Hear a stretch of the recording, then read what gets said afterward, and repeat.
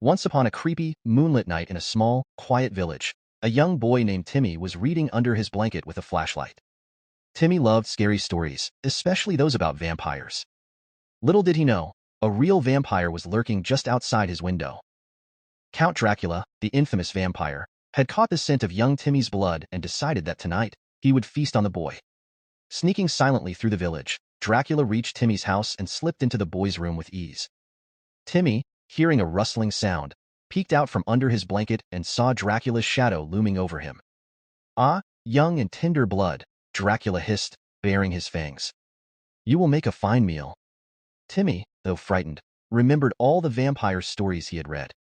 He quickly devised a plan. "Oh, Mr. Dracula," Timmy exclaimed, sitting up and pretending to be excited. "I've been waiting for you. I have something special just for you." Dracula paused, taken aback. "Special? For me?" "Yes," Timmy said, grabbing his flashlight and a clove of garlic he had kept from his last spaghetti dinner.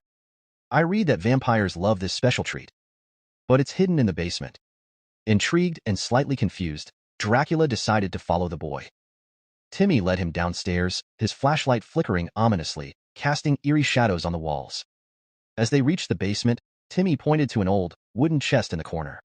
"The special treat is inside that chest. But you have to open it carefully." Dracula, his curiosity piqued, approached the chest. As he opened it, a burst of garlic cloves flew out, hitting him in the face. Dracula recoiled in horror, hissing and stumbling backward.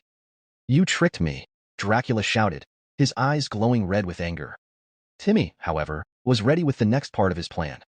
He grabbed a mirror and held it up, reflecting Dracula's horrified face back at him.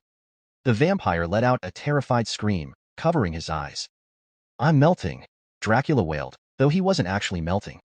"Curse you, boy." Timmy laughed, his fear replaced by confidence. "It's just a reflection, Mr. Dracula. But you really should brush your teeth more often."